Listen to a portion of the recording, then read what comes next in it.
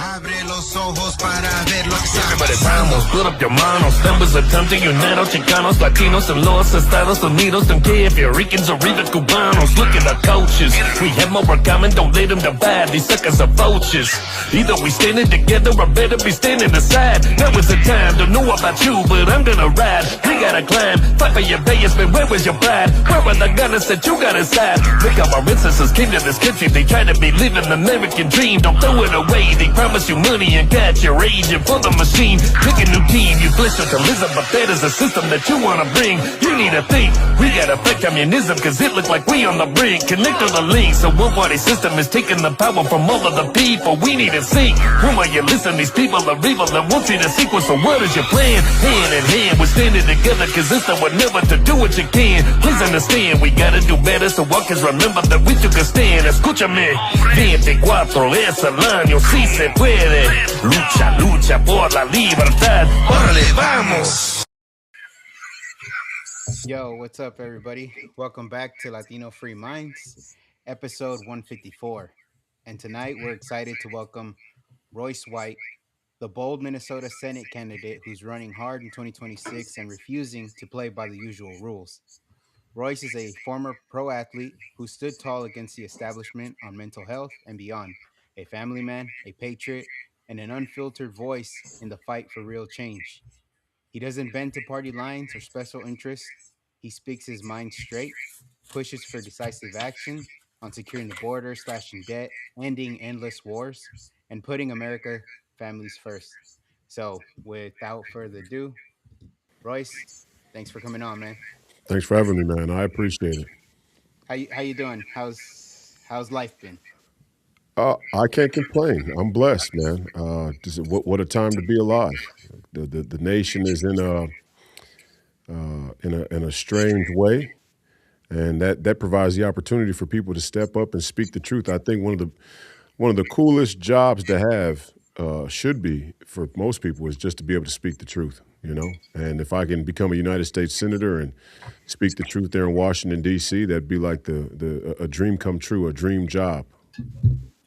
Yeah, I think one of the things that we've talked about is having better representation in the Senate, in Congress, hell, any local office, right? Because we're in California, and I Yeah. mean, we're constantly trying to get better representatives, and it's hard, right? We got a machine that we're fighting with against, and we're just the little guys. We don't have those billions of dollars that Right. the Democrat Party has or the Republican Party has. It's just us, and we're trying to make noise here, and that's what kind of motivates us because we know we're trying to make this place better. In our case, our state, our country, for our kids. Yeah. Yeah, No it's doubt. that lobby money we can't compete with. Yeah. Yeah, Too much special interest in lobby money. Crisis of our entire country for sure. It's obscene. It really is. Yeah. I can't even express how disappointing it is to find out when you start running for office at the level I'm running at, how much special interest in lobby money there really is, how influential it is.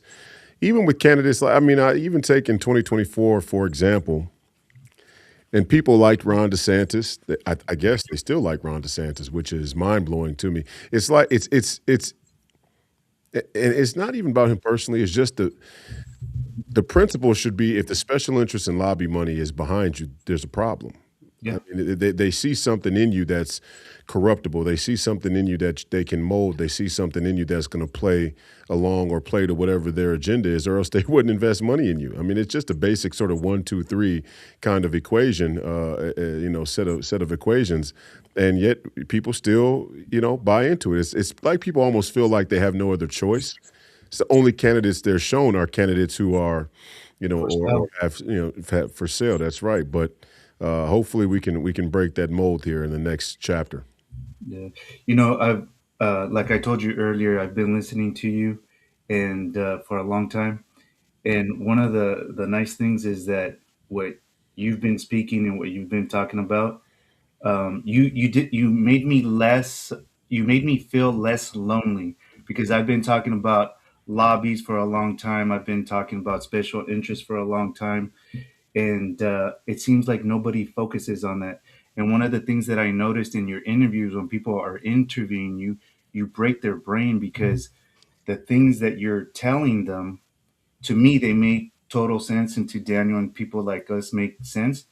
But when they're interviewing you, you genuinely confuse them because they're stuck in that matrix and they can't get outside of it, the left and the right, Right. and they don't understand. So, my question to you in that regard is, has that gotten any better? Do you feel like you're breaking through more now than you did in years past? Yeah, I think the country is continuously moving in the right direction, and it's a double edged sword, though. I want to say because in the same sense where in one sense there are no party lines, right? There is a DC uniparty sort of permanent political class. There is a two-party agreement to bankrupt the American people, or more or less steal from us, in lack of a better way to put it. But at the same time, there are distinct differences theoretically, philosophically, between, let's say, the Republican Party and the Democrat Party.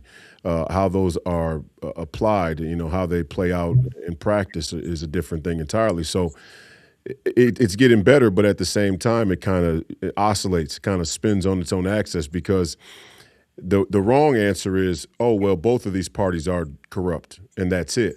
No, both parties have corruption, but if you resign from the process altogether and decide you're just not going to participate because both parties are corrupt, then you become a part of the corruption as well.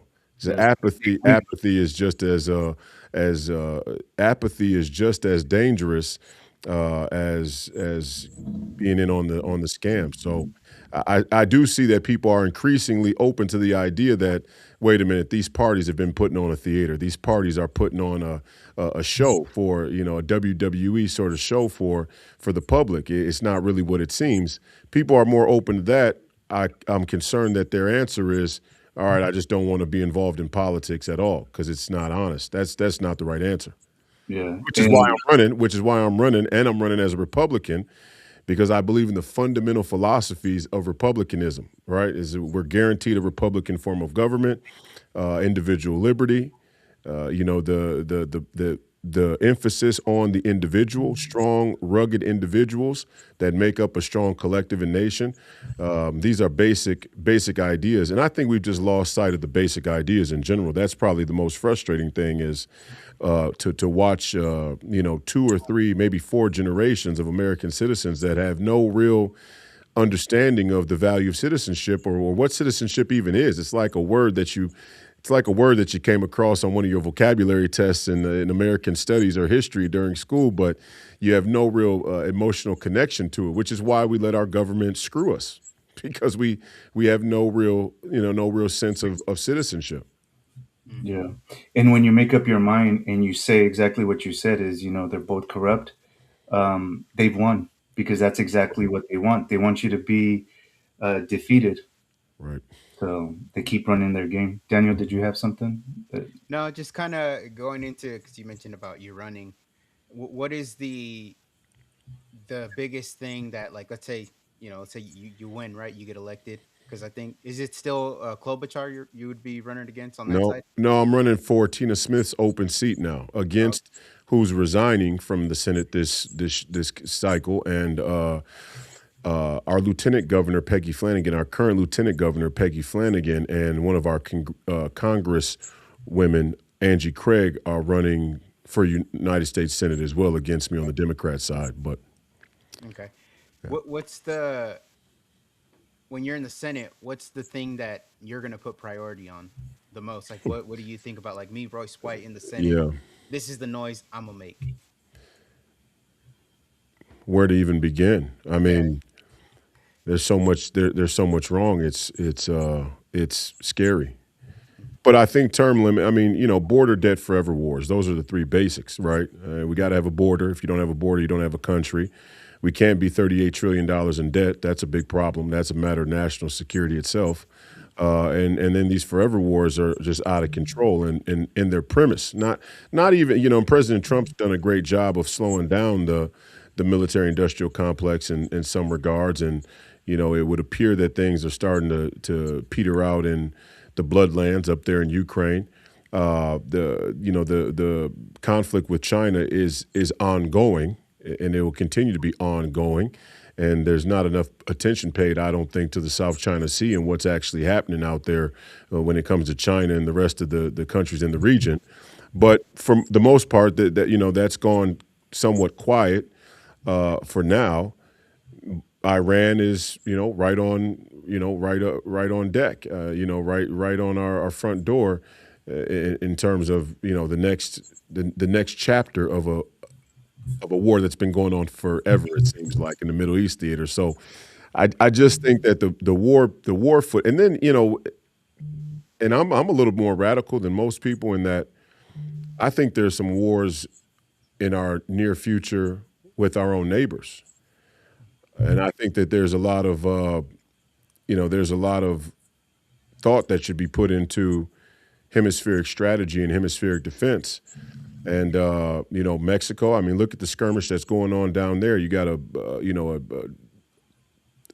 communist for president in Mexico, which is scary enough. Not to mention what appears to be a communist sentiment coming out of Canada. So, on both of our borders, north and south, we have two communist regimes.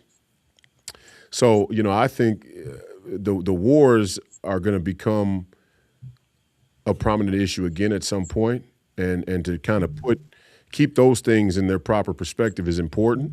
So that'd be something that I'd always emphasize in the Senate. Term limits would be great. I think we need them. There's no reason Mitch McConnell should be able to stumble out of the Senate in the way that he is right now.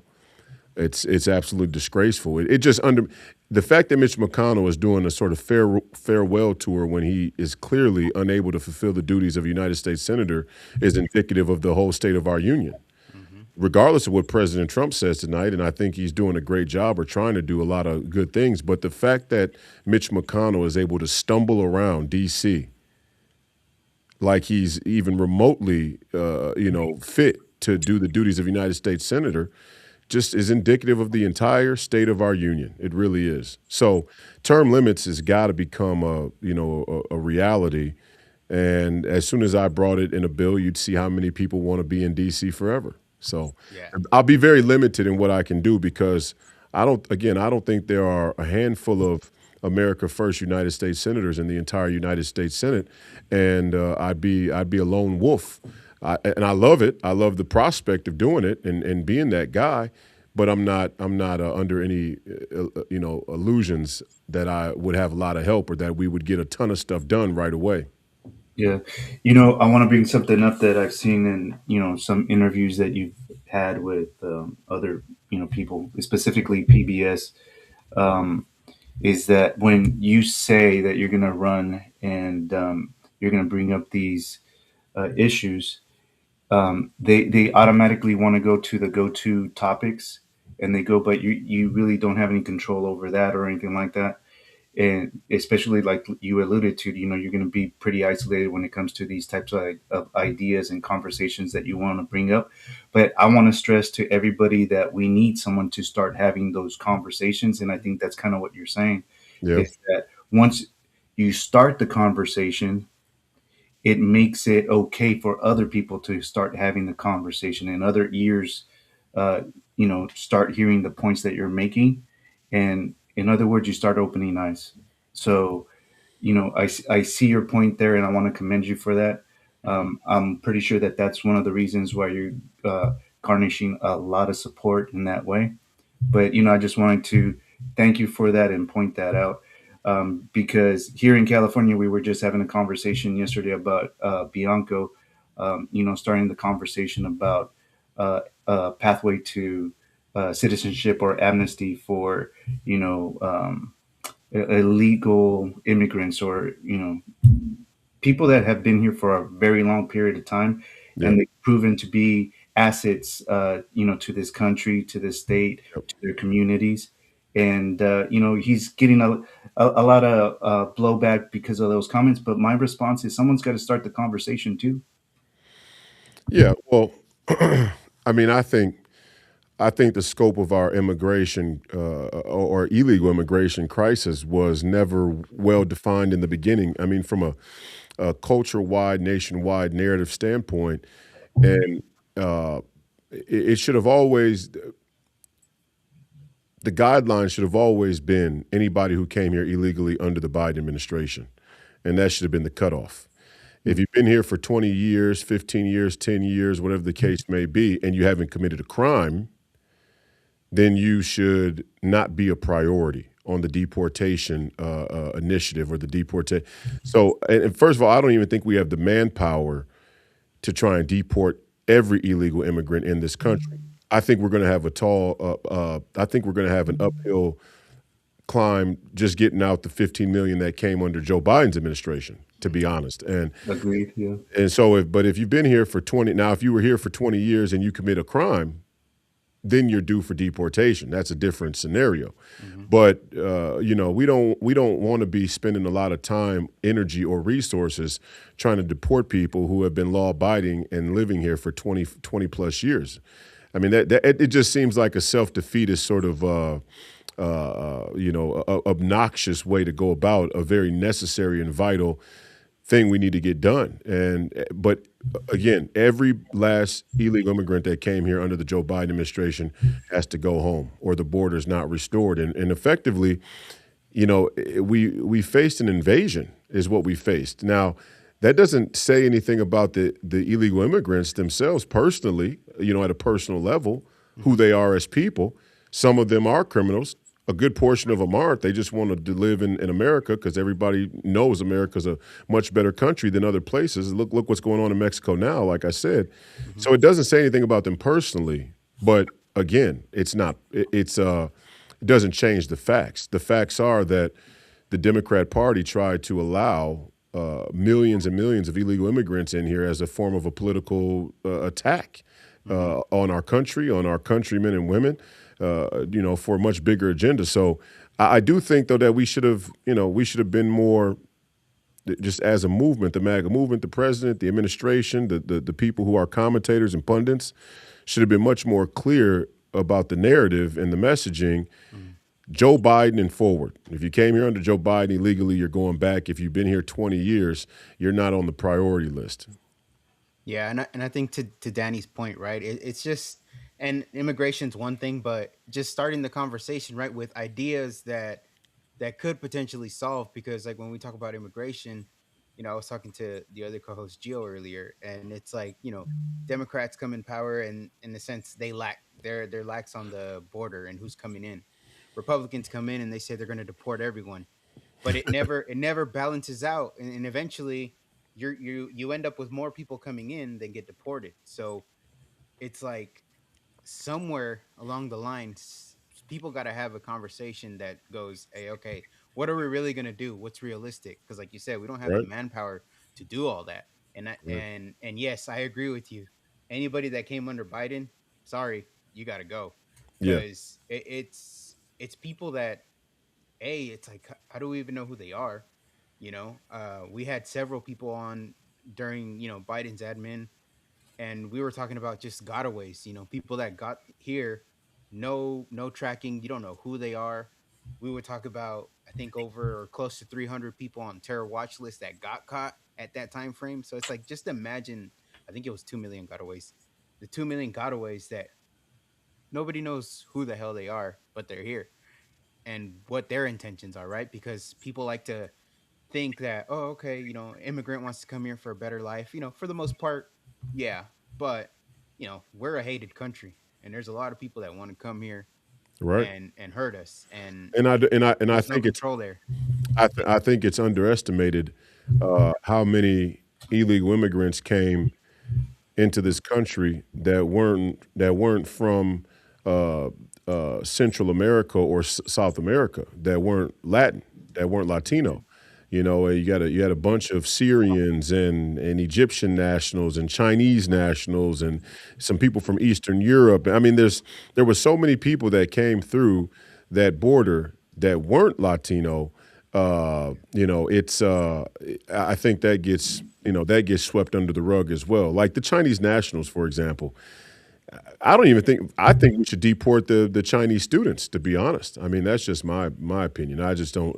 China is our expressed national mortal enemy on paper, publicly admitted. They're not shy about it. They're kind of bragging about it in a way. They're kind of braggadocious in being our enemy, and the farmland that they own, and it's just it's gotten out of control. It's gotten out of control. So Yeah.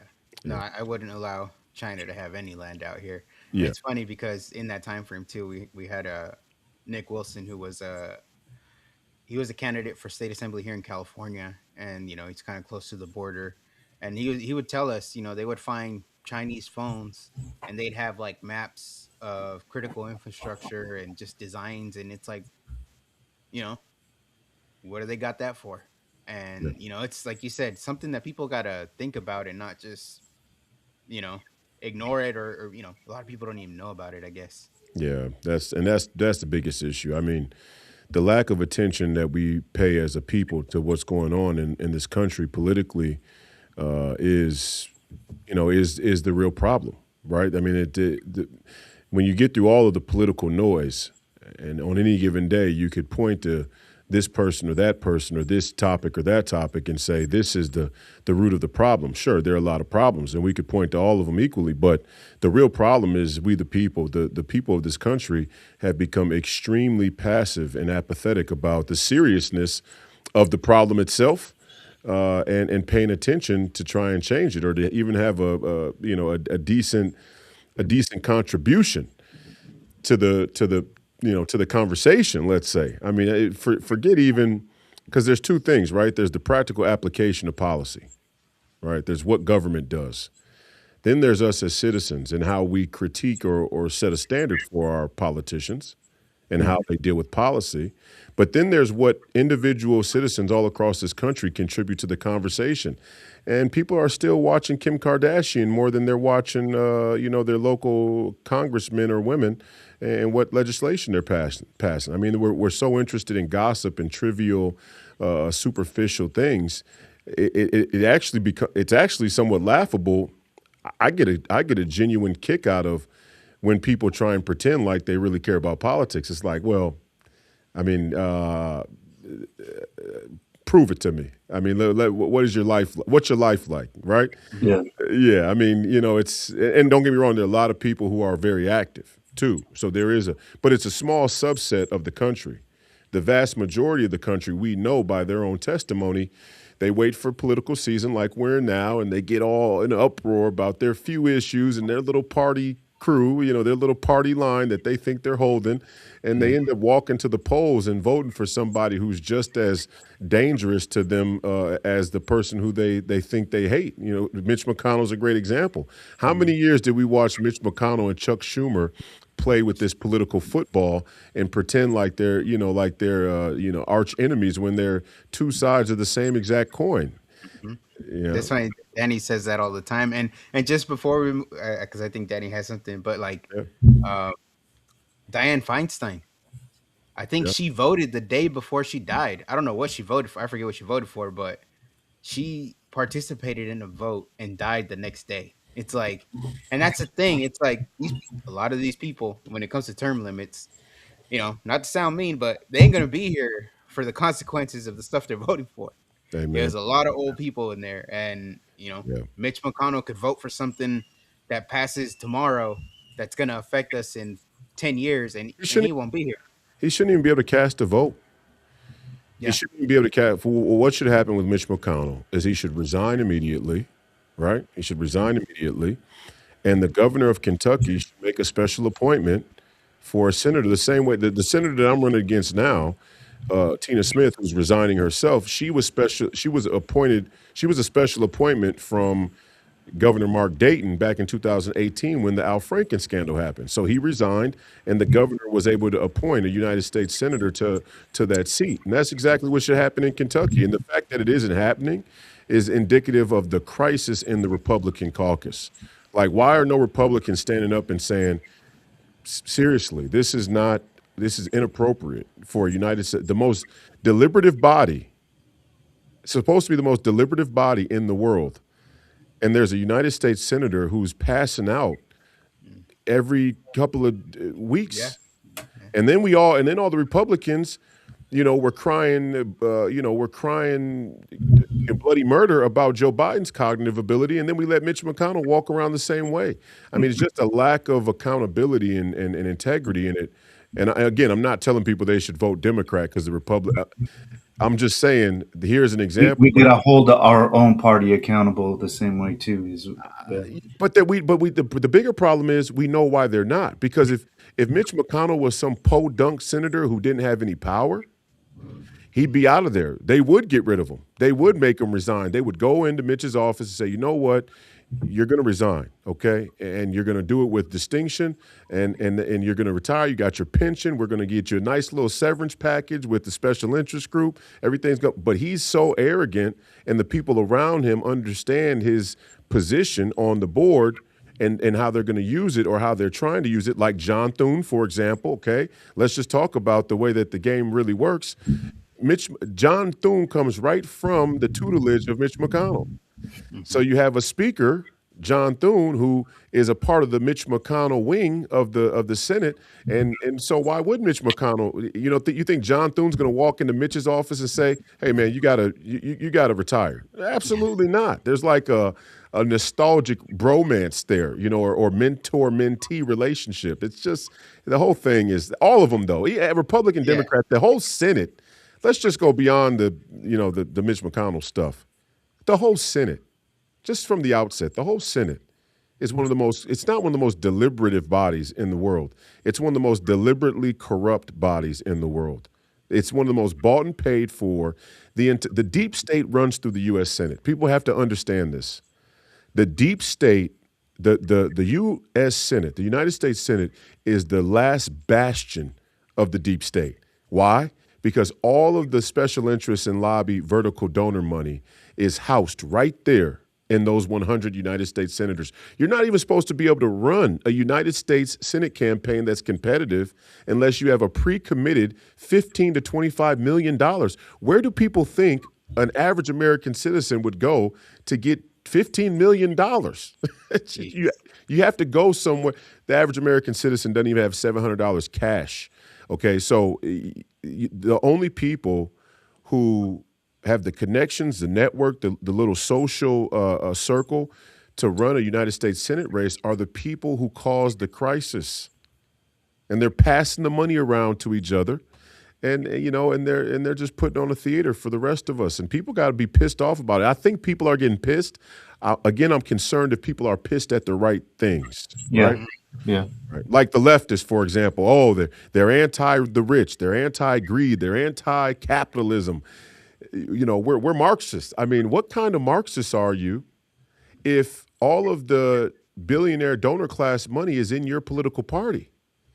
Like, yeah. how do the Marxists justify voting for Amy Klobuchar? How do the Free Palestine folks justify voting for an Amy Klobuchar for Minnesota governor when she's got more money from AIPAC than any other candidate in the state? Yeah, and those points that you're bringing up about having the right conversation is where someone like you comes into play, Right. because you Hmm. know I told you in the beginning I felt like I've been talking to myself and no one's been listening. Um, I hear you, and brother. I hear you. I'm out here for you. no, thank you, man. I appreciate that. And here's the thing: is that the question that I always get asked is like, okay, yeah, we get it. Lobbies is the problem, and to me, that's the root of the problem. So Yeah. the way that my mind works is that I don't focus on the surface stuff. I want to go straight to the root cause of the problem and fix it. And that's how real solutions happen. And we don't, we can obviously see that they're not looking for real solutions. They just have us worried about the surface stuff. But what would be your answer to this question that I get asked all the time? So, okay, lobbies are the problem. What are we going to do about it? What can we do about it? Oh, that's easy. We banned the PACs and lobbies. They should be banned. There shouldn't even be any PACs and lobbies. I honestly believe that. That sounds like a radical position, but I honestly believe that we should ban PACs and that the idea of PACs and lobbies was rooted in our free speech First Amendment rights, right? Right? That with your money, effectively with your money, you have a right to support what political candidates you want. And so when you extrapolate that out to companies, major corporations, they also have a right to aggregate their money, the way that they see fit and support the candidates or the politics that they believe in. And fine. When things get to the point they're at now, you have to rethink that, right? It's like PACs and lobbies have reached a level of violating monopoly and antitrust laws, right? The same thing for major corporations. When a corporation gets too big, there are laws in the books that are supposed to keep that in check, and we don't use those either. We don't use the antitrust and monopoly laws well enough. But I think PACs and lobbies and law firms, let's say, some of the major law firms that are kind of the connective tissue of corporate America, their power is out of control. It's absurd. So I think we should just ban the PACs and lobbies. Bring them back when the country has some sacred honor again.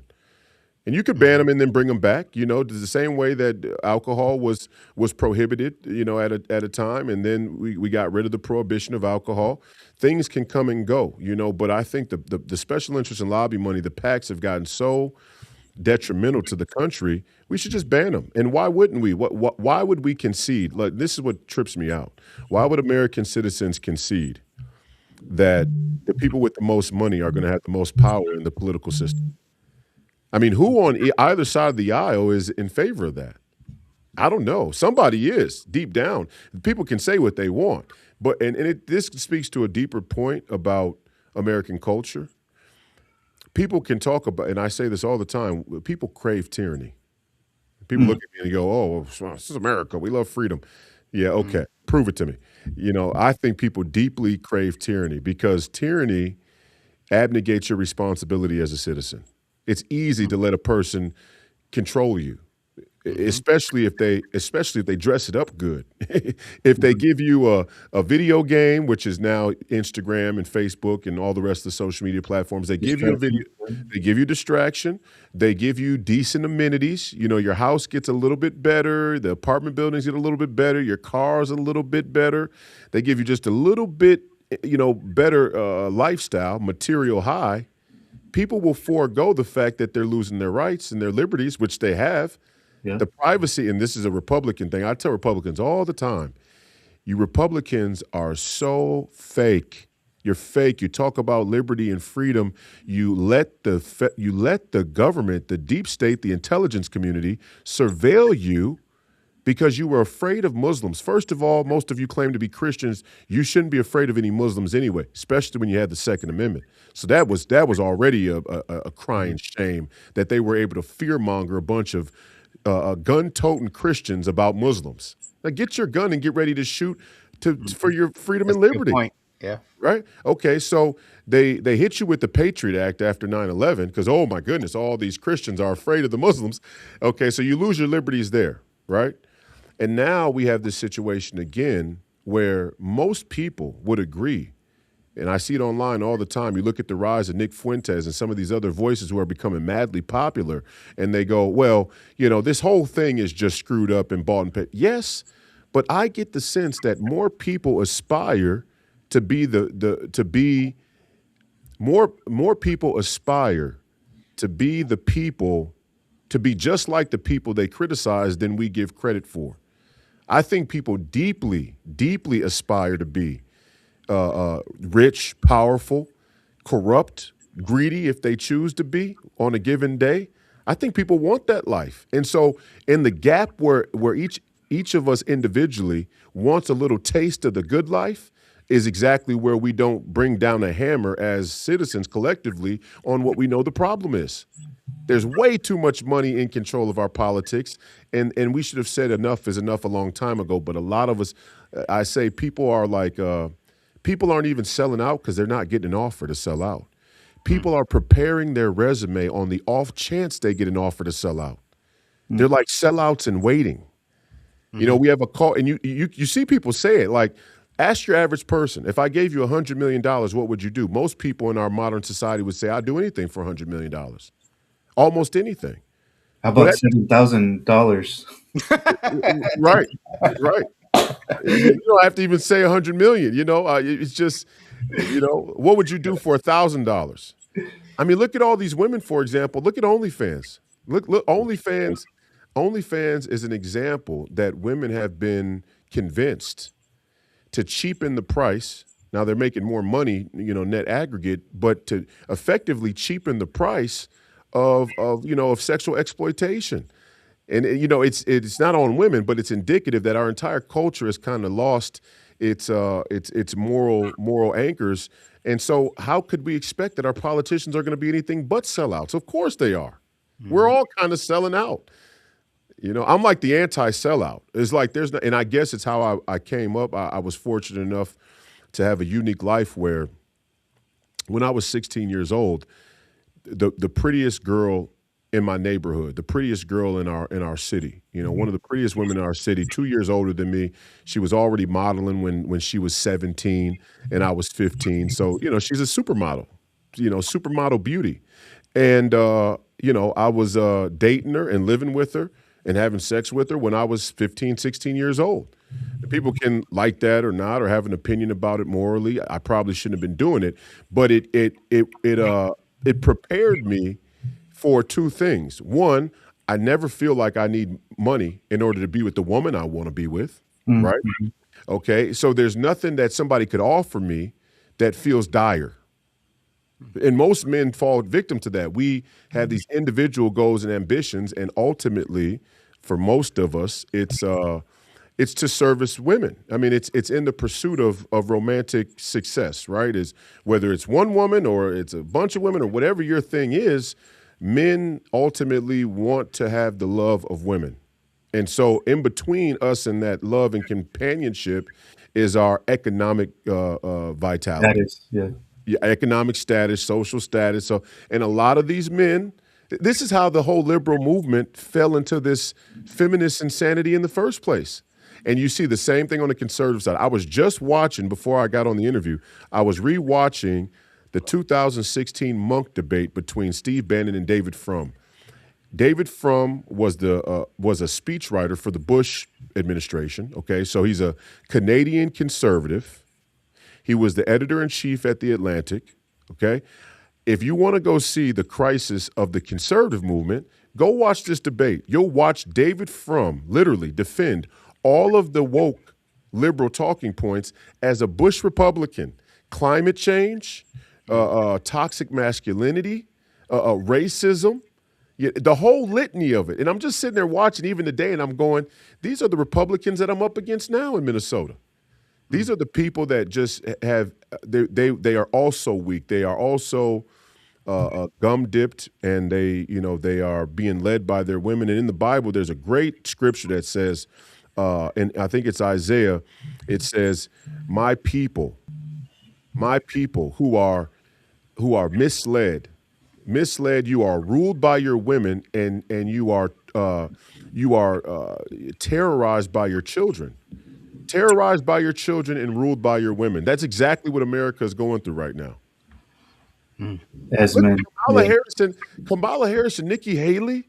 Who in their right mind would ever vote for Kamala Harris or Nikki Haley? That's a good question. Well, we're trying to figure out who in California would. I think I have an answer to that. Okay, so the wrap up smear. We're living in a wrap up smear. Because in all phases, like, okay, so this is what I'm getting at. The media, so they serve us up a scenario.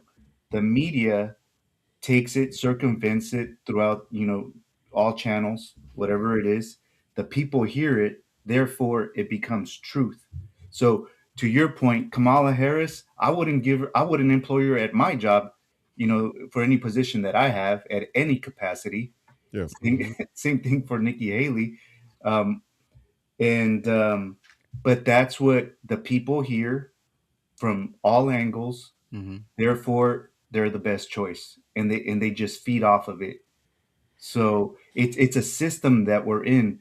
I compare it to a social experiment that we're in, and in that social experiment, we're doing exactly what they want us to do.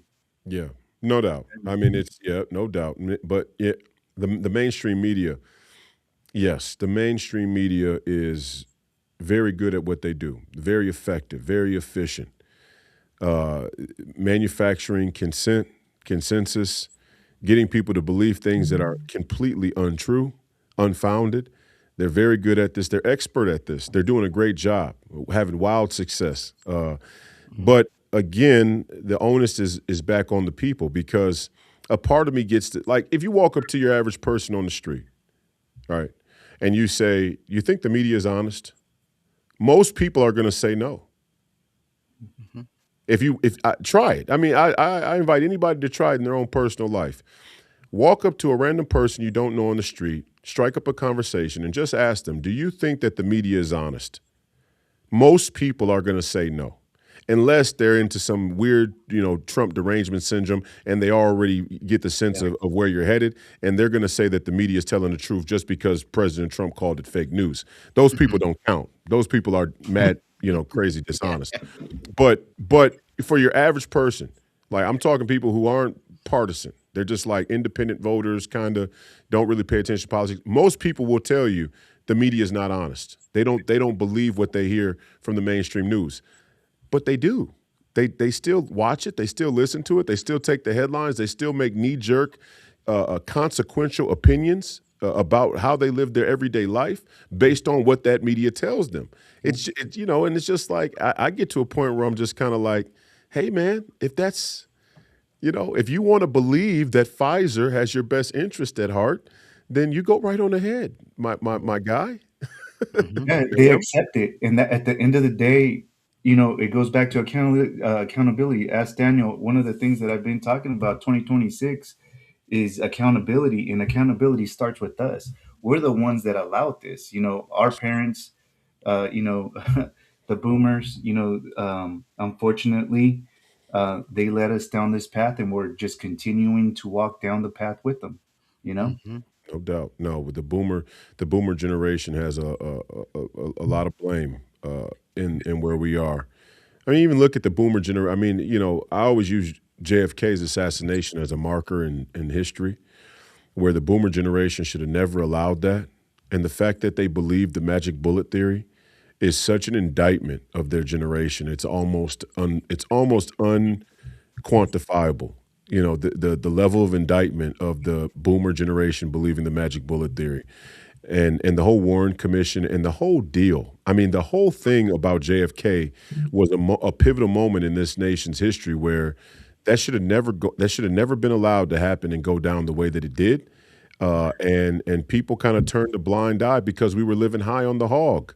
I mean, it was a great time for American citizens. We were on top of the world as a country. Yeah. Our middle class was booming, and another example where if people have enough, wealth and status and material, belongings, or whatever the case may be, if their life is good enough, they'll turn a blind eye to injustice. They'll turn a blind eye to tyranny. That's more important, Yeah. not injustice, because that's more like a way to look at it. But let's just say tyranny for all of the freedom loving patriots.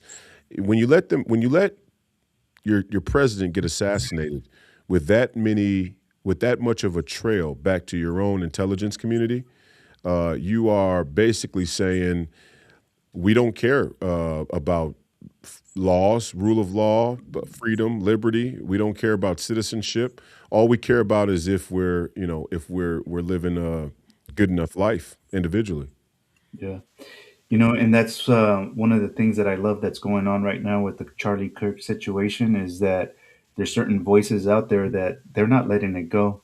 And a lot of people think that it's disrespectful and things like that. But look, there's a lot of inconsistencies, and I'm not going to buy the 3-06, bullet situation going on with that because, I mean, it's for me, it starts and it ends right there because if you can't su- support that, then what are we doing here?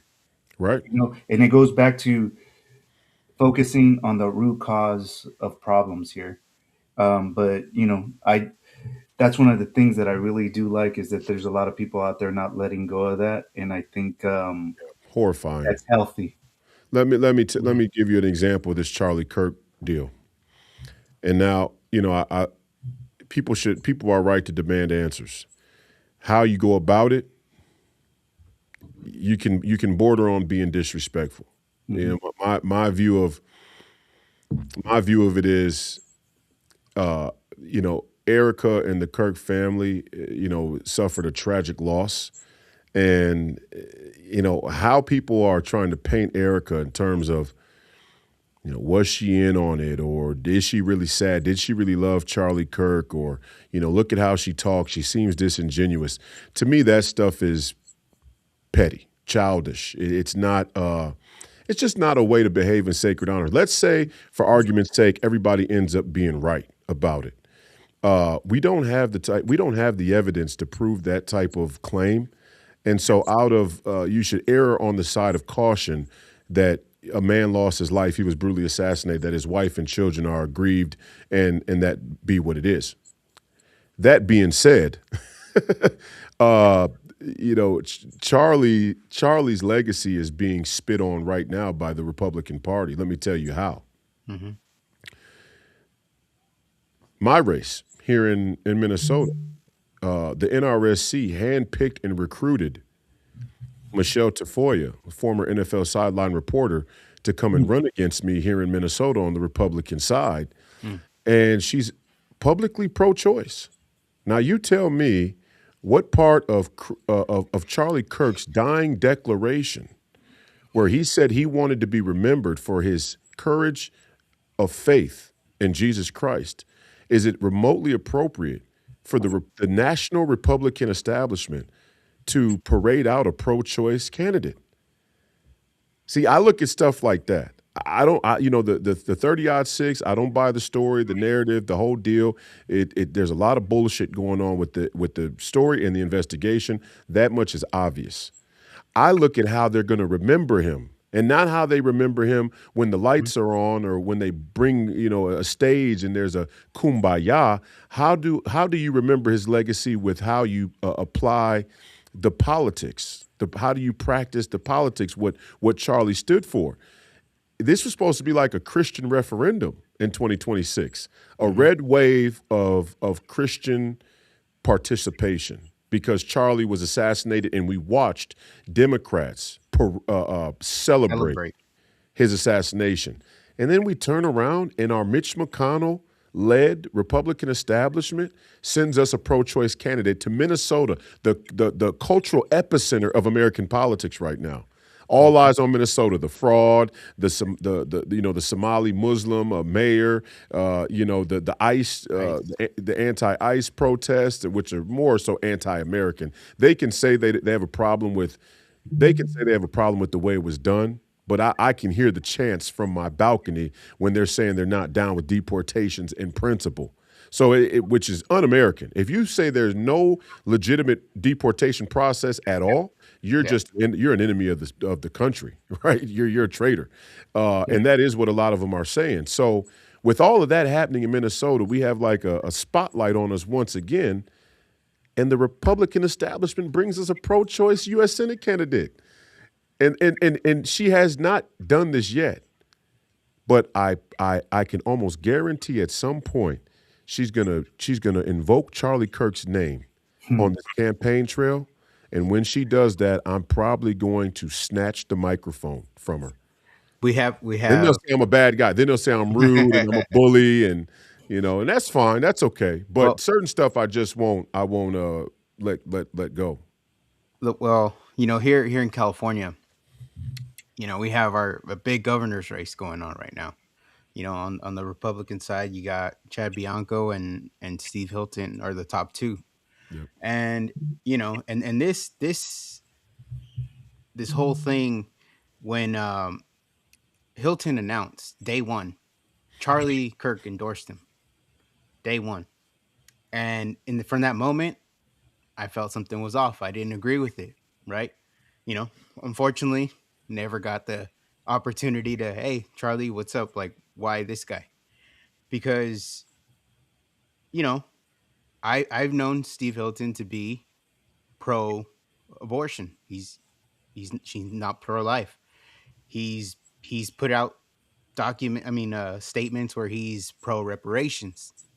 He's the guy he was advising in the UK voted for 24-week abortion. So there's a lot of inconsistencies.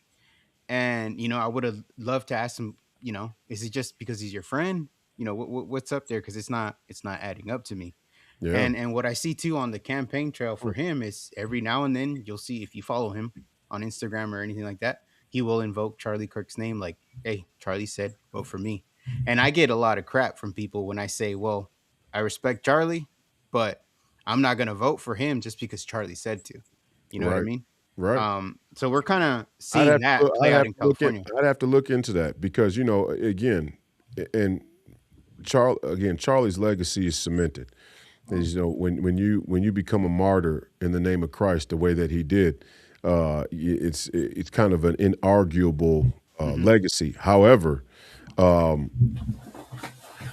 there is no workaround on being pro-choice, pro-life. Like even with President Trump, right? When he kicked Roe v. Wade back to the states, there were a lot of Christians who said, uh, President Trump isn't pure enough on his pro-life Hmm. stance.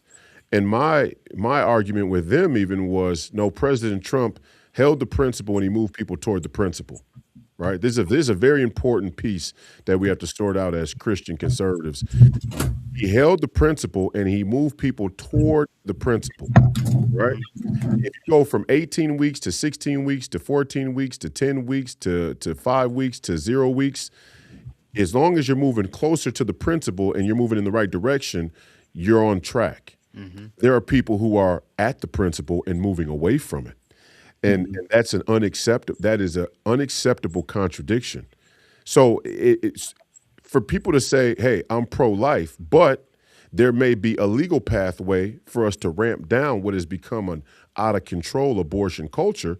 That makes sense. But people who start off by saying I'm pro-choice, you're not even starting off from the principle. You're starting off from the exception, what should be the exception to the rule, and you're working further away from it because you're pandering to a left, and we already know where their allegiances lie on a matter like that. So, and I'm not even saying, because it's like even abortion becomes one of these cultural wedge issues where some conservatives and Christians want to throw all of their political angst onto a young woman who has an abortion. That's not proper either.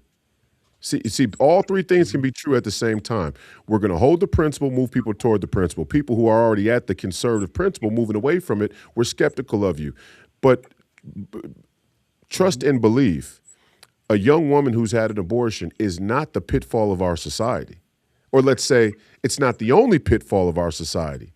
We can't let it distort all the other problems, right? And I think that's where I would have had disagreement with Charlie somewhat is saying, all three things have to be, can be true, and you have to be able to call those balls and strikes, but you definitely have to be able to hold the principle. And I don't want to hear all these workarounds for political strategy. See, Hmm. Yeah. that's what makes it dishonest. It's like, well, you live in a state where, people don't really go for it. So we're going to ask individual candidates to compromise their core values because of the state they live in and think they're going to get to D.C. and hold up against the pressure there. I mean, it's a non-starter. It should be a non-starter anyway, but Yeah. I'm a different breed. I'm just, I don't know. No, and you're right because that's the way that people need to look at these situations. It just can't be all or nothing. Right. We're not going to get anywhere with that, and we're not going to have um, conversations that are healthy or that bring any value. Because if we just have option A and option B, and we just have to either be on option A or option B, that's not honest, and it's not truthful either. Because no one is ever. You get 10 people in one room, they're not going to agree on either everything 100%. Right. It's just not realistic. Hmm. And what you're But presenting, we don't have any the crisis is of nuance and detail. Yes. And yes, first, if you look at it from a first principle standpoint, the crisis is of convenience, right? I mean, I always say convenience will be the death of freedom. We have a crisis, we have a biological crisis of convenience. meaning that human beings are always trying to find the easiest way to do something, the easiest way to Path survive, of less resistance. the path of least resistance, right? So that's kind of biologically baked in to human, being human. Okay, so then we have a crisis of critical thought. Oh, you add a crisis of critical thought on top of a crisis of convenience, and you get people who are really unstable, right? Okay, then you have a crisis of detail and nuance. See, even critical thought is like, let me pose this idea versus this idea. All right, but what about all of the detail in between, all of the little nuances? We have a fundamental bankruptcy of detail and nuance in our culture, and this is how people gravitate towards A or B, one thing or the other, and they're just drawn into that polarity. And we just need a intellectual renaissance in this country where people are more, like look at how our founding fathers spoke. It's almost a joke that we even pretend we're anything remotely what our founding fathers intended us to be when again, I go back to, it's gotten so bad, and God bless Dana White. I think he's one of the better sports executives that we have in this country in professional sports, but he's invested in this power slap league. I mean, imagine if you're an evolved species from another planet and you come to to Earth and you're like, okay, this species is on the brink of a nuclear war, right? The humanity is on the brink of the species inhabiting this planet, the intelligent life form inhabiting this planet is on the verge of nuclear war, extinction, self-destruction. And there are people sitting at their little televisions watching grown men slap each other. That to That's me is, ridiculous. I mean, if you pull yourself out of the society and just kind of, if I was just wake up here and look at this, these grown men are not only are grown men slapping each other professionally, people are paying to watch it. Yeah, yeah.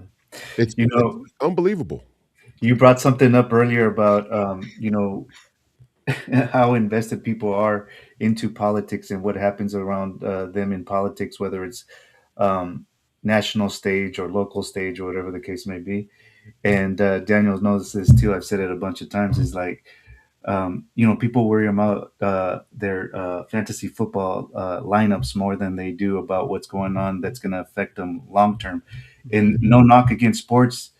I know that you're a professional NBA player and stuff like that. And mixed martial arts, yeah. Yeah, and I grew up in the '90s, and you can ask Daniel. He's my brother-in-law.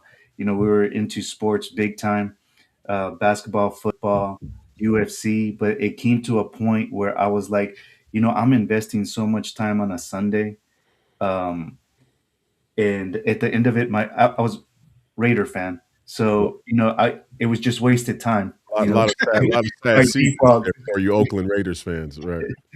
So at the end of it, I would Great just end up. colors, great colors, great tradition, but a lot of empty seasons for you. Yeah, Not a great lot of tailgate W's. parties, but at the end of it, I would just end up pissed off, and I was like, what am I really doing here? I'm investing a lot of time. I'm wasting the day and doing all this other stuff, and then it started opening up my eyes. I started off early on.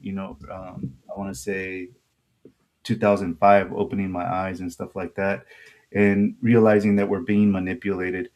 And it really is true. We have so many distractions in this age and time. Um, but one of the things that I do want to point out is that with all of the technology that we have at our fingertips, I get to listen to you. I get to listen to other people. Yeah, Here we are speaking, it and helps. hopefully It this is hitting helps. some other people's eardrums, and Yep. it makes a difference. I really think it does, and we need people to start conversations. Let me say this about sports, though. Okay, there's a difference. So, okay, let me say this about sports. There's a difference between basketball and power slap. Oh yeah, Oh yeah. I get you there. Yeah. No, let's be clear. I want to be clear. We don't clump. First of all, power slap's not a sport. I should have been more clear. All right. Power slap is a jerk off activity. That's what it is. All right. Not a sport. Okay. Now, and don't get me wrong. Professional sports, it has become a cultural distraction in many ways. Yeah. but it's because of what we choose to prioritize about the sports culture. What Jack Hughes just did there at the Olympics is the type of sports culture we need to embrace and emphasize. Mhm. There are moments. The reason why people love sports, the reason why people watch sports and love sports is because we love an opportunity to see, we love a chance to get to see human beings do something that's almost impossible in a multitude of ways, sacrificing for your teammates because a lot of us lack the ability to sacrifice at a significant level in our own life for a greater cause. Discipline. Discipline, right? The skill and mastery to be able to become that good at something. A lot of us aren't very good at anything, let alone masters of anything, and that's kind of a problem and crisis of our culture too. Another reason we need a renaissance. In our forbearing years, people were look at Benjamin Franklin. Our founding father, this guy was a beautiful poet. He was an engineer. He was an inventor. He was an incredible writer. I mean, this guy is just, he's all world in like 7 different things. Yeah. Okay, so people watch sports because they get an opportunity to see human beings do something that's nearly impossible. That's beautiful. That's needed in society. The grit that Jack Hughes showed to win that gold medal against Canada, that's a grit and toughness that we've lost in this country. I get my teeth knocked out, my mouth is busted and bleeding, and I still find a way to bite down on my mouth guard and score the game-winning goal and bring the gold back to my country and have love of country Mm-hmm. because of my love of country. These are things that we need. The problem with sports is that it has become a social gathering predicated around alcohol where you lose all the beauty of the nuance and detail. I Mm-hmm. can't even watch a sports event under the influence because, like, and I'll give you mixed martial arts as another example. The fine. Let me use Shakur Stevenson as an example. Let me set MMA to the side and use Shakur Stevenson. Shakur Stevenson is one of the most brilliant athletes I think I've ever seen in my entire life. Honestly, his anticipation, and these are little things like the ability to anticipate, the ability to see. I always tell people with basketball, and it's very similar with combat sports and martial arts. The 2 most important skills are the ability to see and the ability to anticipate. Okay, foresight and anticipation are sort of innate human qualities that are so overlooked because a lot of us don't have to exercise them on a daily basis. But there's a correlation, there's a link between an athlete's ability to sort of see around corners and Hmm. their ability to intuit, have an intuition about social and political things as well, right? And it's the same part of the brain, like, oh, I know what's going to happen next. I Yeah, can yeah, feel where this is going, yeah. right? I have that sort of predictive nature to my thinking. It's a So it's a vision because you see certain yes, you see certain things in place, and pattern. because you recognize it, Before Yeah, they you know happen. what's coming next. yeah. I hear So you. so Shakur Stevenson, for example, right? Mhm. This is what tells you that our sports culture has misused and abused and exploited sports, taking it for granted. People look at Shakur Stevenson and they criticize him because he's not a knockout artist or his fights aren't, exciting enough for them because they want more action, they want more blood or whatever it is people are. I'm looking at this like the fact that this guy has one of the lowest being hit percentages in the history of the sport is Mm. such a marvel. Mhm. I mean, if you're an athlete, you look at if you're an actual athlete, you look at a Shakur Stevenson like this dude is a unicorn. You guys don't even understand what you're watching. But a lot of people in the crowd are booing because it's not exciting enough for them in the moment in their drunken stupor. It's like you people are you people disgust me. Honestly, I just get disgusted when I think about it. It's like it's disgraceful to the sport. So then sports become a net negative. If my only point of watching sports is I'm going to tie myself to a team in some crazy tribal way, like this is my team. First of all, it ain't your team. I mean, I get it's in your city and community, and I understand that some of that is valuable too. But it's like, all right, if my team loses a football game and I'm depressed for the rest of the weekend, I care too much about the football game, Yeah. right? And we've all been there, but you grow up to a point where you're like, all right, hold on. I mean, I'm not going to let my football team losing affect the way that I interact with my son. Yeah. You know what I'm Yeah. saying? Yeah, you Right? go back to work and you go, we lost or we won. You know what I'm saying? So, but if sports was more uh, a place where our society comes to enjoy and appreciate the very fine details and nuance of mastery and skill, oh, it would be a net benefit to the entire culture. See, and here's another. I'll give you another example. American culture is I'm not juxtaposed. I'm sorry, diametrically opposed to what we adore about sports. Mm. We love excellence and mastery and skill and meritocracy in sports. We love the rare athlete that can do what other people can't do, and therefore they get benefits other people don't get. We love that in sports. That's why we love the Michael Jordan. But in Mhm. our society, we want everybody to be the same and equal. Yeah. Mm. Tell me how that squares. How does a culture that loves elite sports to the point where sports has replaced religion? How does a culture that is almost obsessed with elite athletes want everybody to be the same? Yeah. Yeah, that makes no sense. Right. Doesn't add So up. our whole culture is inside out, is what I'm saying. It's like a T-shirt that's inside out, right? Mhm. It ain't right, dude. Turn your T-shirt's inside out, dude. Yeah, it doesn't make sense. What's right is wrong. What's right is.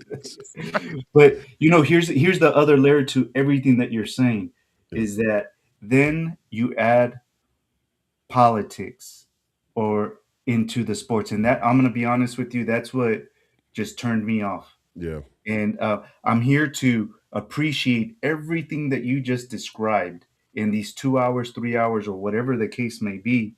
And you start, shoving things down my throat about politics or, hot button items that are going on right now or whatever the case may be. yeah. I'm not here for that. And that just completely turned me off. And, you Stupid, know, stupid politics too. Yeah. yeah, Not Uninformed, yeah, not just emotional. when Muhammad Ali, when Muhammad back in the '60s, when Muhammad Ali stood up and said, uh, "I don't have any quarrel with with the Viet Cong. I Mhm. ain't, the Viet Cong ain't never done nothing wrong to me." mhm, That was profound. There was something deeply, deeply accurate about what he was saying, predicate to our distaste for forever wars. Although Muhammad Ali was, Muslim and he was coming from a more black power and what would be considered a claim about racism today that now falls on the woke left. But his spirit about it was right. He was saying, number one, I'm a religious man. Number two, I'm a boxer and I'm a fighter, so I understand the consequences of violence. And number three, these people who live a world away haven't done anything wrong to me. So why Mhm. do I want to go over there and kill them? And guess what? We ended up losing the Vietnam War, and people ended up agreeing across the board in a sort of bipartisan way that the Vietnam War was not a good war for us to have been in. Right. And yeah, so, there's an example where athletes can infuse politics and be right, but you got to be honest.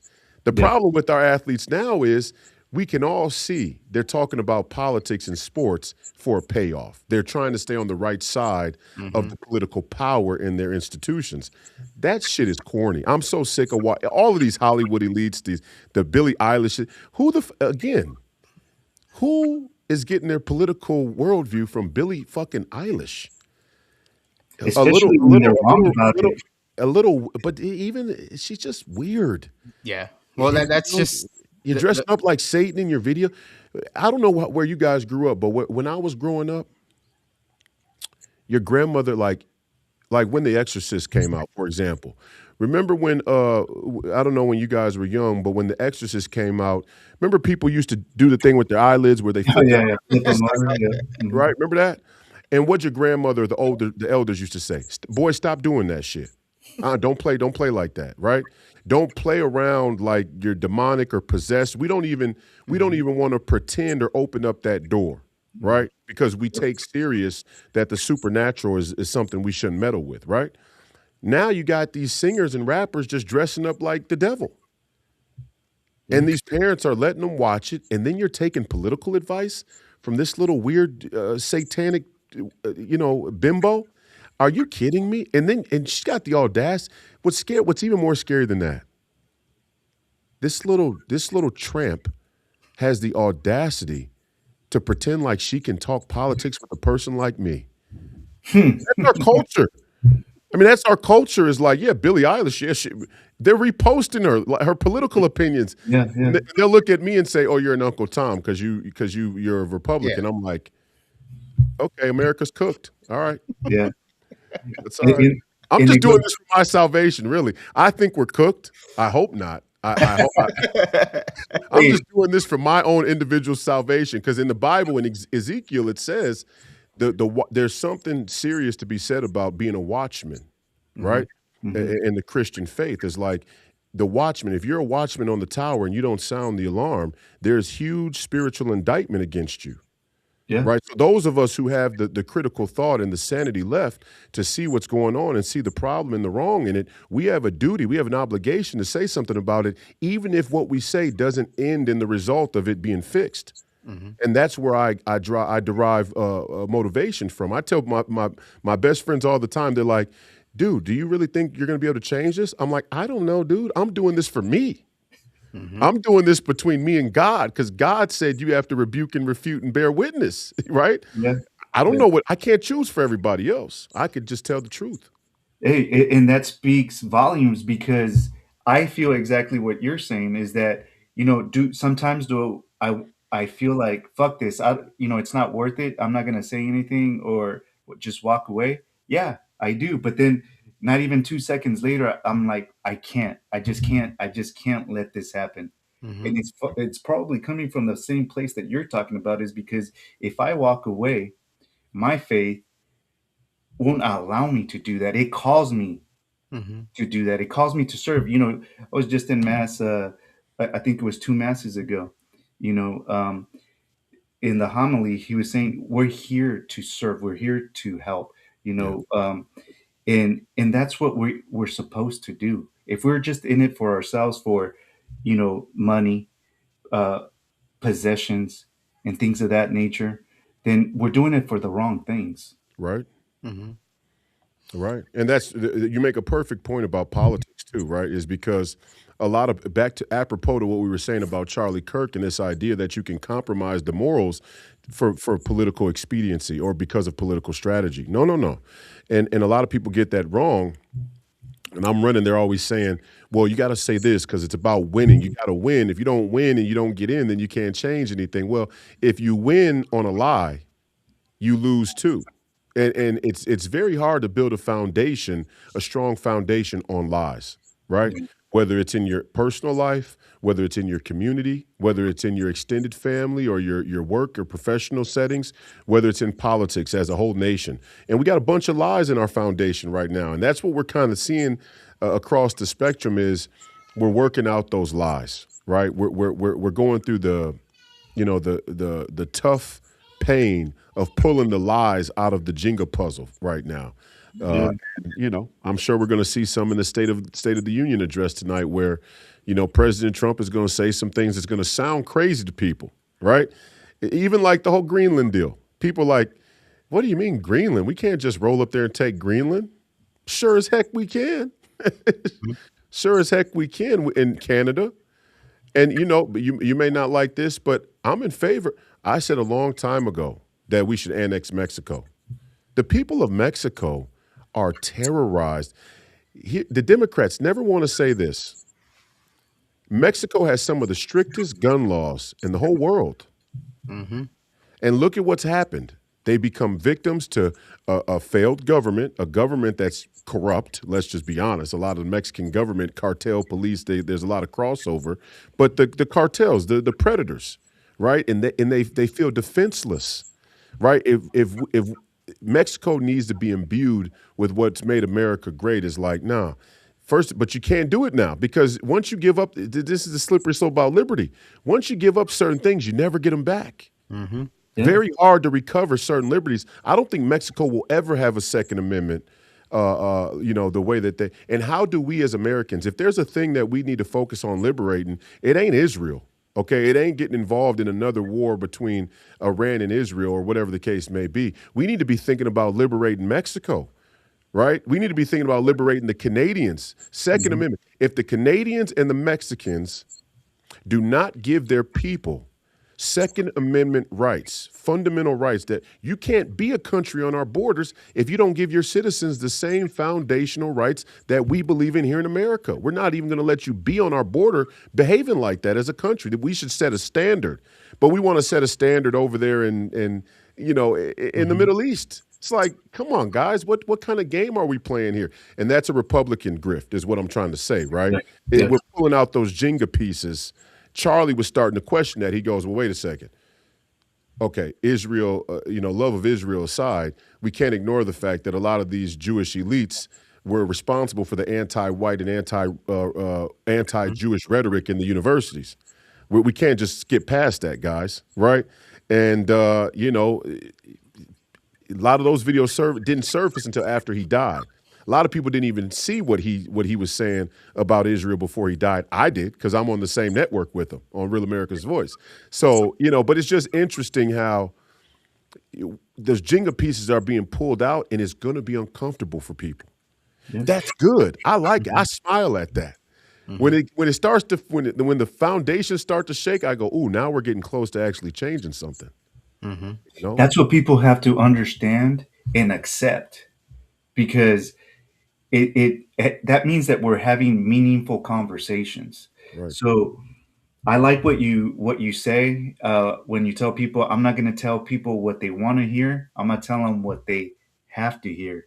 Yeah. And I love that quote. I think I shot it out to our group text when something was coming up in one of our conversations, because it hits the nail on the head.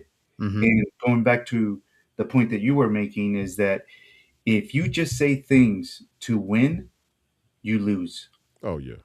And it shows morally where you're at the same time too. So I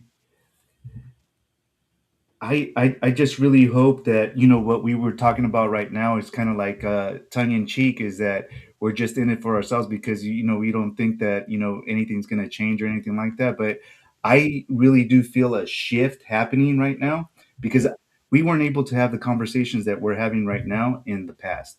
And Daniel knows this, that I call myself like an eternal optimist.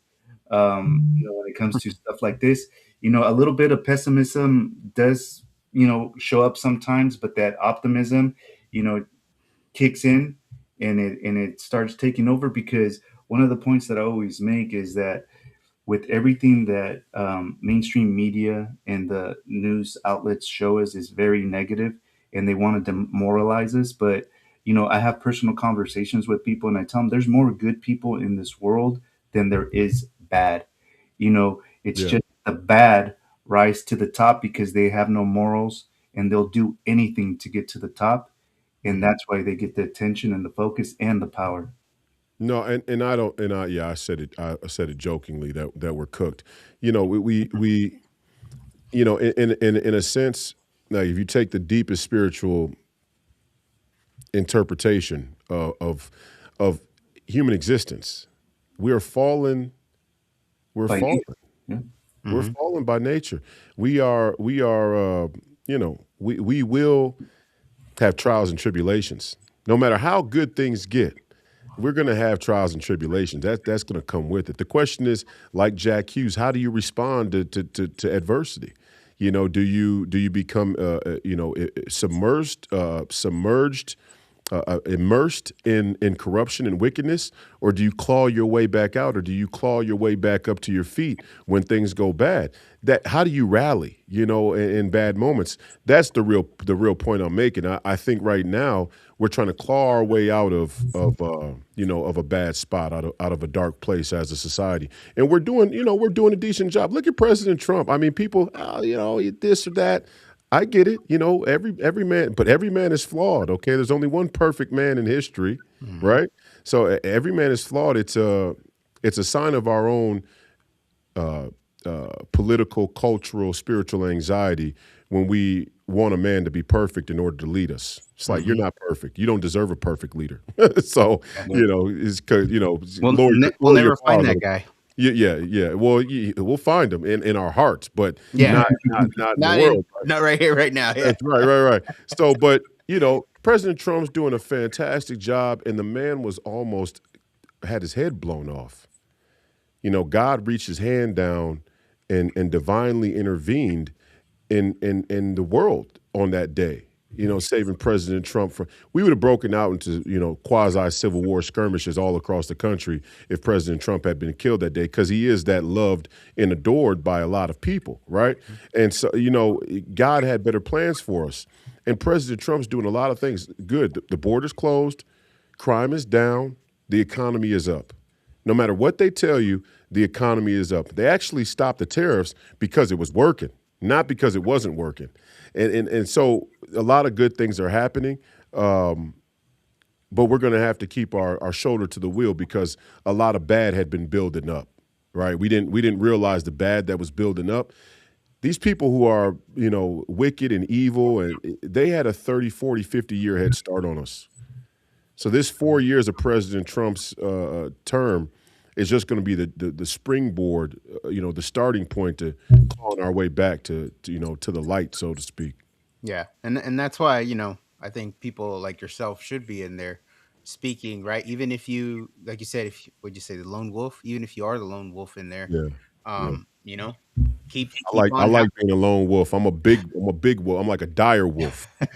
keep on howling, you know what I mean? You see Because me right walking, now, you're like, is that a lion or a Sasquatch or what is that does not look like a regular wolf right there, right? yeah, I you just said earlier today on X, I was speaking yesterday, and they said, I said when I get to DC, they're gonna take me into a back room, they're gonna put a gun to my head and tell me this is the way things actually work, son. And I'm damn, going to piss on their shoes and tell them America's back.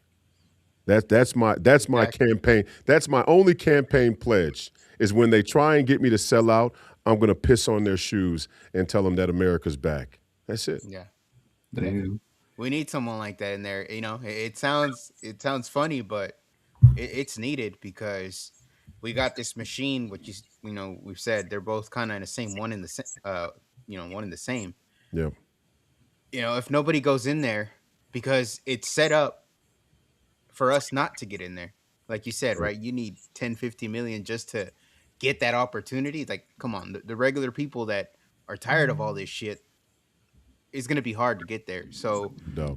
when we have opportunities such as yourself that, have stepped up to run and, to get in there, we hope people like you do because Thank you. we need that thorn in the side of this legislation that doesn't do shit for us. That's one of the things we said on election night when we were watching, how everything was going. And, people voted for, they call it the mandate, right? They wanted Trump to be in office because we needed this shit done. The one thing that we did say is like, well, I think Trump will want to get all that done. The problem is going to be Congress and the Senate Yeah. and how fast or slow they move. And they're moving fucking slow in my eyes. I mean, I There don't you know how go. everything works exactly, but they're not moving quickly at all. And you know, Traitors. I don't know how these midterms are Traitors. gonna They're go, traitors. but You can I say just it. You can just say it, man. They're traitors. yeah, They're they're traitors. not doing what we want them to do. They're Benedict Arnolds. It's again the crisis of the House and the Senate was on full display well before President Trump took the oath and was sworn into office this go around. So we knew that was going to be a problem, and it's going to continue to be a problem. And even this is even a part of President Trump's cross to bear is the president is a kind and decent-hearted man, and I think he believes that he can uh, do great deals with everybody. Mhm. You can't do deals with everybody, Mm-hmm. as they would say. Deals with the It's, devil. yeah, you go. Amen. Amen. From Mm-hmm. your mouth But to God's ears. Royce, before we sign off here, I want to ask you, what's your take on the Epstein files? Because we go from we're going to release them, we're not going to release them, Yeah. to let's release them. What's the strategy here? What's your take on this whole situation here? I just think they should have released all of them from the beginning. And I think that, there's two schools of thought. There's President Trump's view of things, his vantage point in terms of, maybe he's trying to play people and he knows more than we know. Obviously, he knows more than we know because he was one of the first people to turn informant with the FBI on Epstein way back in the early 2000s. So I'm comfortable with the idea that he knows more than we know. The people who are in the government, the security clearance, know more than we know. So I'm comfortable with that to a degree. But there are certain issues, cultural issues, that the public, for whatever reason, and this one makes sense because you're talking about an international child sex trafficking ring. Okay, I mean it's kind of the highest level of demonic, predatory. It's the worst. Yeah, it doesn't get any worse. So the public gravitates to certain issues and they demand answers, and a lack of answers is only going to be problematic. Uh, in my broader take is that Epstein was, a joint operation of many intelligence agencies, and it's another sign and symbol that our intelligence apparatus is out of control. And I mean, it's the clear sign that it's out of control. If it wasn't clear enough that the CIA is out of control, I think Epstein makes it plainly obvious that the CIA and the Mossad and MI6 and the Five Eyes, the intelligence communities are out of control. Yeah. And yeah, I think the timing of when stuff comes out, what doesn't come out, what's redacted, has to do with intelligence and powers even above intelligence, the people who pull the strings. So you got to think the same special and interest lobby money, the special interest in lobby money that's involved with politicians who are the sort of front facing public puppets of the theater. You also have special interest in lobby money that controls the intelligence agencies, Hmm. right? You have people who have power, governments, but then the governments have money and power behind them that are pulling the strings on agencies that we don't even know what they do.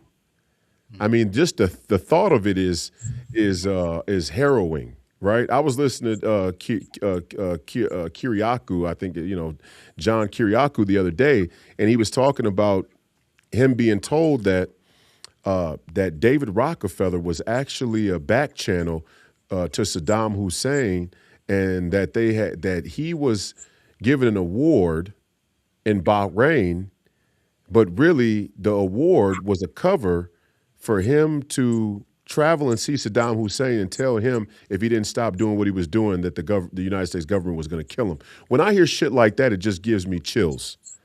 I mean, it's just like David Rockefeller David Rockefeller is not is not a slouch himself, right? Mm-hmm. I mean, you're talking about a dude who's powerful himself, but for some reason they're using him as a back channel to one of the most quote unquote evil men on the entire planet. This shit should freak American citizens out that this stuff goes on, and we all kind of just turn a blind eye to it because we have no familiarity and no access to that information. I think that's what really drives the Epstein anxiety from the public. It's not even because there's so many kids that go missing in this country every year, right? Hmm. Hmm. There's so many kids that go missing all around the world every year.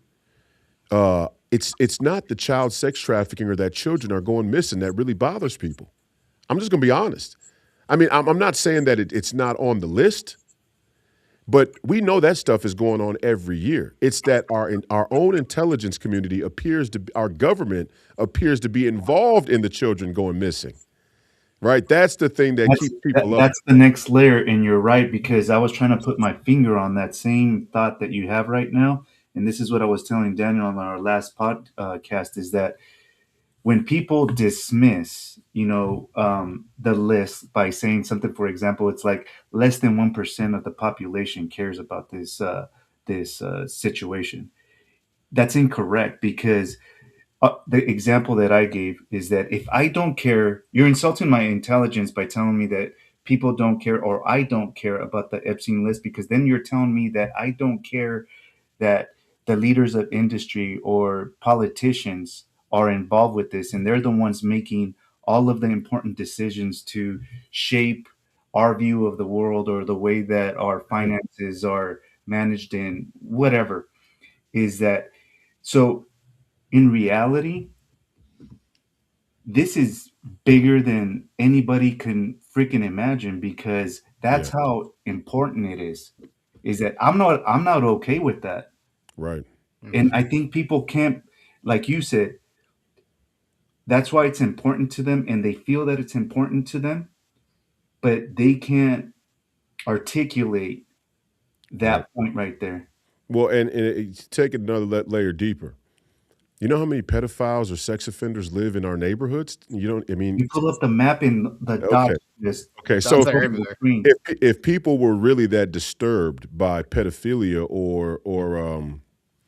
or child sex offending or sex offenders in general, people would be taking torches and pitchforks on a nightly basis to go round these people up. That's not what it is. People have a deep, unsettling feeling that at the highest levels of government, pedophilia and in child sex trafficking has become ritualistic.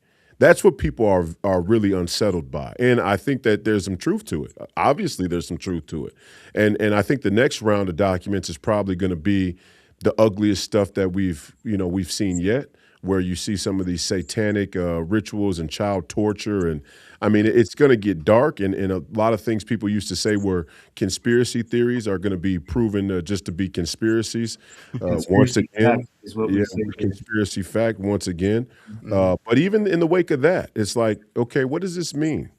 Okay, are we still willing to? Are we still willing? Are we still so romanticized by wealth and status and power for ourselves? Do we still dream so big about being wealthy and powerful that we continue to let the wealthy and powerful guide our entire society, knowing what we know? That's a question we're going to have to answer now in the future. And just by the way, I guarantee you, despite the Democrats, oh, Epstein, I guarantee that in 2026, the Democrat Party is not going to disavow their biggest donors in the pursuit of trying to detach themselves from the corruption of the most wealthy in this Mm-hmm. society. I guarantee it. Mm-hmm. Because what the I mean, Democrats would do out of sacred honor, the Democrats would say this. They would go, until we are clear about the widespread metastasization of the Epstein-esque echelon of a political donor money, until we're clear, 100% sure how far this kind of metastasizing child sex trafficking ritual stuff is, we're not accepting any donor money of any donor over this level. We don't want your money until further notice. We don't want your money because we can't be sure that you're not involved in what's being indicated in these files. Because never forget now, the files just show us who got caught in the files. mhm. Mm-hmm. Never make the mistake of thinking that there aren't people who aren't in those files who were doing the same exact shit. Yeah, yeah, yeah. There's a much broader network than the Epstein network. They're behind the second curtain. Okay. The first, Okay. You the first understand? curtain open. Now, that's why I'm saying I don't want the Epstein files to become a distraction or a MacGuffin either, because it's like, MacGuffin is like it's a literary term. It's like the Maltese Falcon, right? Mm-hmm. The story and the plot's not really about a falcon. It's Mhm. used as a motif to drive the plot forward. Okay. Yeah. We don't want Epstein to become that. We know if Epstein was doing this at that one guy with that broad of range, that much reach, okay? Imagine the other 100 Epsteins that are out there. Mm-hmm. Hmm. that have their own little, circles, rings of influence and spear of corruption and wickedness. So, but the Democrats aren't going to say that. Yeah. Nope. The Democrats aren't going to say, you know what, I'm not taking any big donor money or PAC money or special interest and lobby money because we don't know if these people are involved in this thing. Now, here's the optimist in me. So, this is the good thing that can come out of the Epstein files, although it might not be, we're not going to see the people behind the second curtain. But right now, culturally, what the people can do is make a stand and say that this is not okay. Yeah. So, if those politicians are not going to deny that lobby money coming from there, we as people coming from a place of accountability are supposed should say, you know what, we're not going to vote for you because you're involved, you're implied in this situation. Are there going to be some that are, caught in the crosshairs that, probably weren't involved in those type of situations, but they were just attached to that situation? Yeah. Yes, there's going to be casualties when it comes to that, but I'm okay with it because you know why? Because that means that culturally, American citizens are going to say, we're not going to take that anymore. That's not okay. We're Yeah. not going to be represented by these people. We're not going to, put up these industries or these companies. We're not going to prop them up in buying their products or using their services. We're going to say no, and Amen. I hope that comes Mm-hmm. soon. And I hope that people don't just continue to be distracted and just let it be another topic that comes and goes, and then we continue the cycle. Mm-hmm. They need to stop watching Power Slap. Yeah, there you go. Yeah. Well, for those of you wondering, we could talk about this because the Dow is under 50,000. So don't worry. Um, no, but Royce, no, for reals, man. Thank you for coming on. Thank you, Thank you man. for giving us time. This was it was a real good conversation. We appreciate you coming on here, and I think more people, especially people running, need to kind of have that same that attitude, whatever you want to call it. But what you got, I think Thank, it's needed in more people. thank That you, bro. fight, that desire for just correcting this. Yeah, Doing what's right for the people, not the party, not the system, not the machine. So we appreciate you, man. Thank yeah. you, bro. Thank you guys for having me, man. I appreciate it. Cool. Again, thank you very much for starting a lot of different conversations. Really do appreciate that, and we wish you the best of luck. With the upcoming race here. And where can people find you? How can they listen to you here? Yeah, RoyceWhite.us. That's the campaign website. And just this week on Monday, I started a daily show. So 7 to 9 a.m. Central, Free People Radio on X and all the other social media platforms, Rumble. I'm doing a live call-in show. So if you want to call in and talk to me, you can call in 7 a.m. to 9 a.m. Central on Rumble, X, Getter, Facebook, and a couple other places as well. So Free People Radio. I reposted from my X too, so you'll be able to see the live stream from there. Cool. Cool. Right on. Thank you. Sounds good, man. Well, everybody, thank you for tuning in. Gio and Christian are going to be on again at 7:30 with David Serpa later today. So catch them. But otherwise, peace be with you. Peace be with you.